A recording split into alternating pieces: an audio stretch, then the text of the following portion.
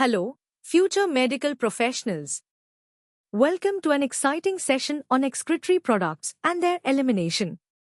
Today, we are diving deep into the disorders associated with this vital system. From common kidney stones to the complexities of renal failure, we'll explore how these conditions impact our body's ability to maintain balance.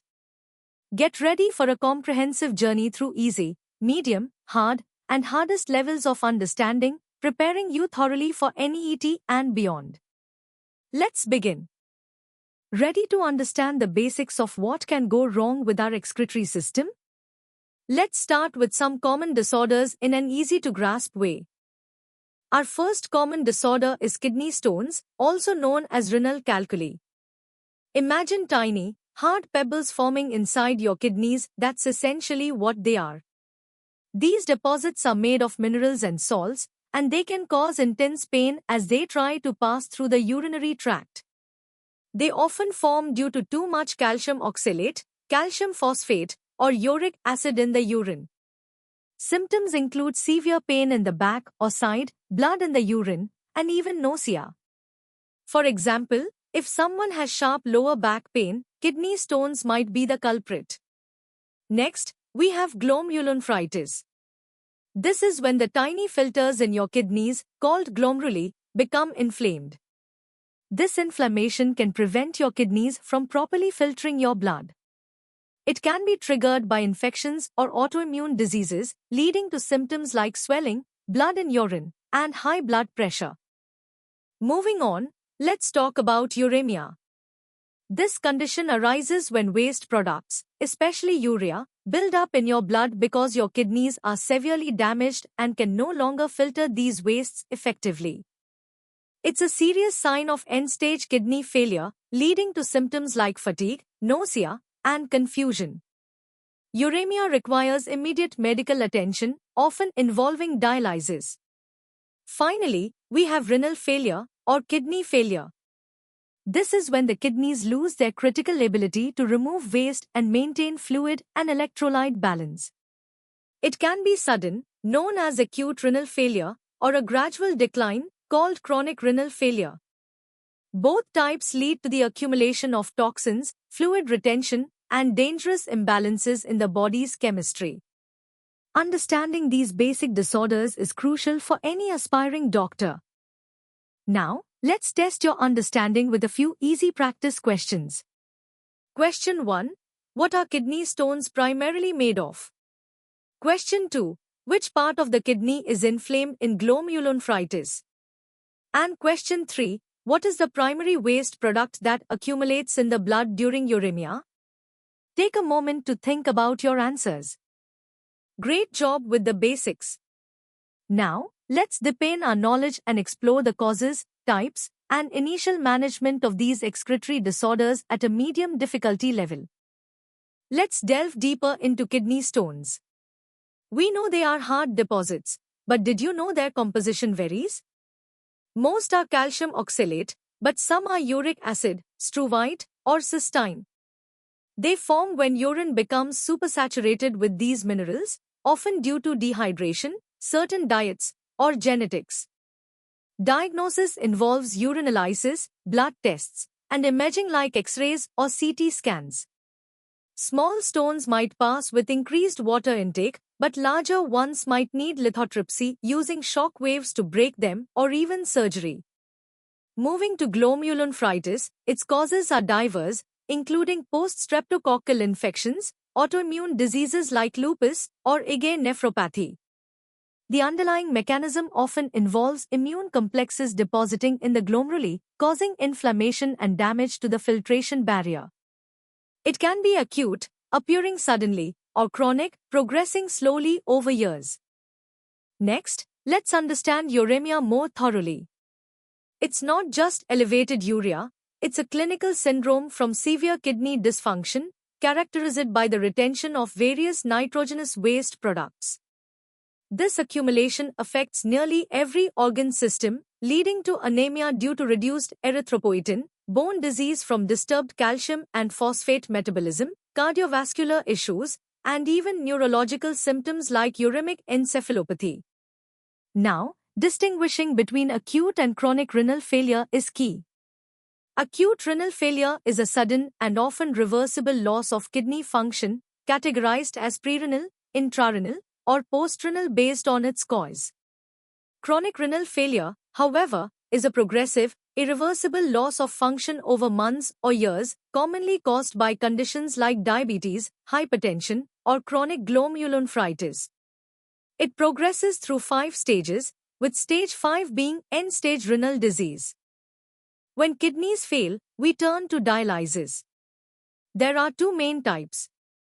Hemodialysis involves drawing blood from the patient, passing it through an artificial kidney called a dialyzer to remove wastes and excess fluid, and then returning the cleaned blood to the body. This is typically done several times a week in a clinic. Peritoneal dialysis, on the other hand, uses the patient's own peritoneal membrane inside the abdomen as a natural filter. A sterile solution is introduced into the peritoneal cavity, dwells there for a period, allowing wastes to diffuse into it, and then the solution is drained. This can often be done at home, offering more flexibility. Both methods are life-sustaining, acting as substitutes for failed kidney function. Time to test your understanding of these medium-level concepts.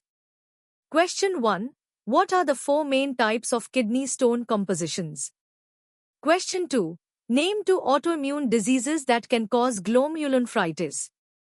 Question 3. What is the primary difference between acute and chronic renal failure? Question 4. How does hemodialysis differ from peritoneal dialysis in principle? And question 5. List 2 systemic consequences of uremia affecting different organ systems. Think critically before answering. Excellent work so far. Now, let's elevate our understanding to the hard level, exploring the intricate mechanisms, advanced diagnostics, and comparative analysis of treatment strategies for excretory disorders. At the hard level, let's dissect uremia's systemic manifestations. Uremia is a complex syndrome caused by the accumulation of various uremic toxins, not just urea. Cardiovascular complications include hypertension, atherosclerosis, and even pericarditis due to fluid overload. Hematologically, patients suffer from anemia due to reduced erythropoietin and platelet dysfunction leading to bleeding tendencies. Neurologically, uremic encephalopathy can cause confusion and seizures, while peripheral neuropathy manifests as restless legs. Skeletal issues include renal osteodystrophy, bone demineralization caused by abnormal calcium and phosphate metabolism, and hyperparathyroidism. Metabolically, patients develop chronic metabolic acidosis due to impaired acid excretion, along with hyperkalemia and altered glucose metabolism. Understanding these widespread effects is crucial for comprehensive patient care. Now, let's explore glomerulonephritis from an immunological perspective and its classification. The immune mechanisms are varied. Some involve circulating antigen-antibody complexes depositing in the glomeruli, as seen in post-streptococcal GN or lupus. Others involve anti-GBM antibodies directly targeting the glomerular basement membrane, as in Goodpasture's syndrome. Then there are pauci-immune types with little immune complex deposition, often linked to ANCA-associated vasculitis. Histologically, based on kidney biopsy, we classify them into types like minimal change disease, focal segmental glomerulosclerosis, membranous nephropathy, and rapidly progressive glomerulonephritis. Each type has a distinct prognosis and requires specific immunosuppressive therapies. This detailed classification guides targeted treatment strategies, impacting patient outcomes significantly. This level of detail is vital for any ET preparation. Moving to renal failure, let's look at its stages, complications, and management. Chronic kidney disease, or CKD, is staged from 1 to 5 based on the glomerular filtration rate, with stage 5 being end-stage renal disease requiring dialysis or transplant. Complications are extensive: persistent anemia, renal bone disease, severe cardiovascular issues, malnutrition, and neurological problems. Management involves a multi-pronged approach: aggressive blood pressure control using ACE inhibitors or ARBs, stringent diabetes management, and strict dietary modifications for protein, sodium, potassium, and phosphorus. Additionally, patients often need erythropoietin-stimulating agents for anemia, phosphate binders, and vitamin D supplements. Finally, let's compare advanced renal replacement therapies. Hemodialysis uses an external circuit, requiring vascular access and regular clinic visits. Peritoneal dialysis offers home-based treatment but carries a risk of peritonitis. Kidney transplantation provides the best quality of life but demands lifelong immunosuppression to prevent organ rejection. Each therapy has its advantages, risks, and suitability based on individual patient factors. It's time for a challenging set of questions. Question 1. List 3 major organ systems affected by uremia and describe one specific manifestation for each. Question 2. Explain the immunological basis of glomerulonephritis, differentiating between immune complex deposition and anti-GBM antibody mechanisms. Question 3. What are the 5 stages of chronic kidney disease based on GFR? Question 4. Compare and contrast hemodialysis, peritoneal dialysis, and kidney transplantation in terms of quality of life and major risks. Question 5. Why are ACE inhibitors and ARBs considered cornerstone treatments in CKD? Question 6. Describe the role of calcineurin inhibitors in kidney transplantation. And question 7. What is the primary metabolic acid-base disturbance seen in advanced renal failure? Take your time to formulate comprehensive answers. Congratulations on tackling the hard concepts. Now, prepare to dive into the hardest level. Here, we'll explore competitive depth, molecular insights, advanced therapies, and the bioengineering principles behind life-saving treatments. This is where you truly solidify your NEET preparation. Let's explore the genetic basis and molecular mechanisms behind certain renal disorders. Polycystic kidney disease, or PKD, is a prime example. It's often autosomal dominant, caused by mutations in the PKD1 or PKD2 genes, leading to the formation of numerous fluid-filled cysts that progressively enlarge the kidneys and cause renal failure. These cysts originate from renal tubules, driven by abnormal cell proliferation and fluid secretion. Then we have Alport syndrome, a genetic disorder affecting type 4 collagen, a crucial component of the glomerular basement membrane, ear, and eye. Predominantly X-linked, it causes progressive hematuria, proteinuria, sensorineural deafness, and often leads to end-stage renal disease. Lastly, cystinuria, an autosomal recessive disorder, impairs amino acid transport in renal tubules, specifically for cysteine, ornithine, lysine, and arginine. This leads to high urinary cysteine concentrations and recurrent, often treatment-resistant, cysteine stones. Understanding these molecular underpinnings is vital for targeted therapies. Next, let's connect the renin-angiotensin-aldosterone system, or RAS, to kidney disease progression. RAS is a critical hormonal system regulating blood pressure and fluid balance.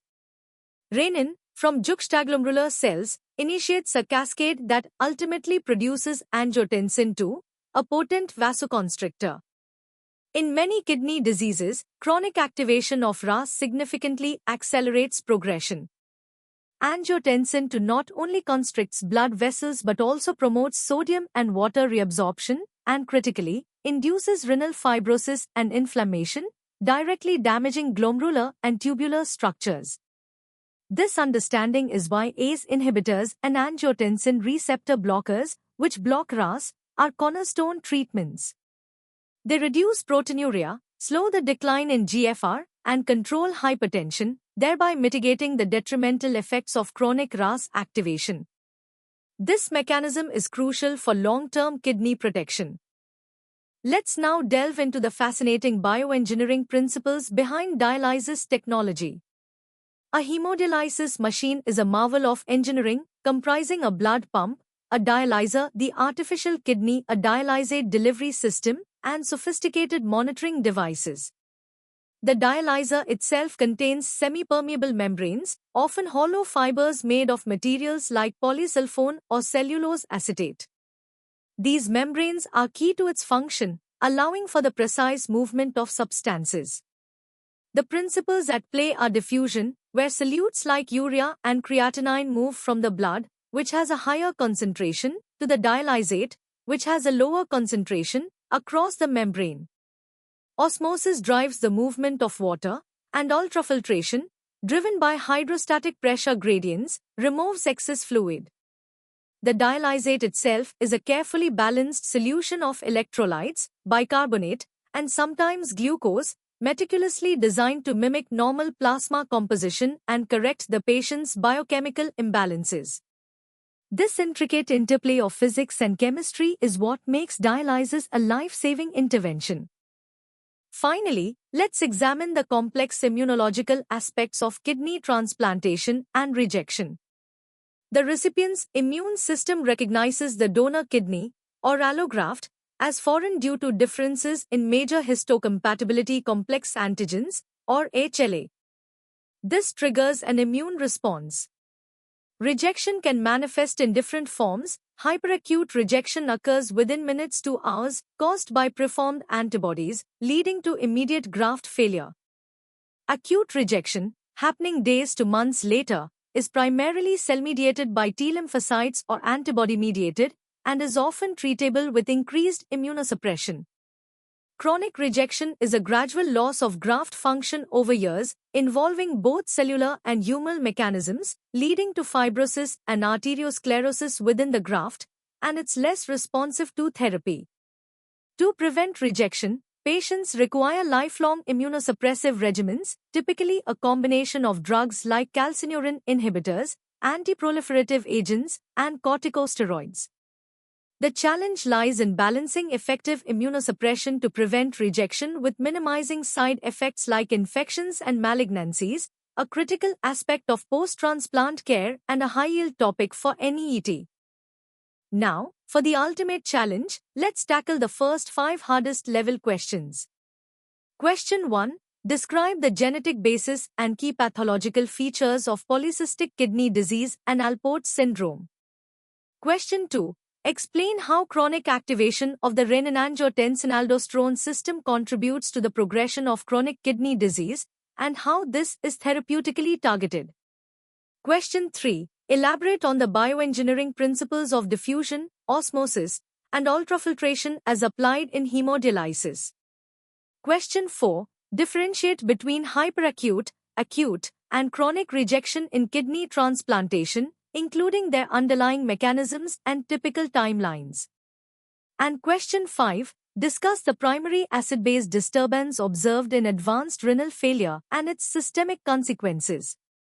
Take your time to provide detailed, comprehensive answers. Let's continue with the next 5 challenging questions to solidify your expertise. Question 6. What is the significance of the dialysate composition in hemodialysis, and how is it tailored for individual patient needs? Question 7. Beyond immunosuppression, what are the major challenges in long-term management of kidney transplant recipients? Question 8. How does the role of erythropoietin change in chronic kidney disease, and what are the therapeutic implications? Question 9. Describe the molecular defect in cystinuria and explain why it leads to recurrent kidney stones. And question 10. How do ACE inhibitors and ARBs specifically protect the kidneys in patients with diabetic nephropathy, beyond just blood pressure control? These questions require deep analytical and integrative thinking. You've just completed an in-depth exploration of excretory disorders, from the basics to advanced competitive concepts. We hope this comprehensive journey has equipped you with a robust understanding for your NEET preparation. For more such detailed and structured educational content, visit synapse.omaps.in. Don't forget to like this video, share it with your friends, and subscribe to our channel for continuous learning. Your success is our mission. Keep studying, keep excelling,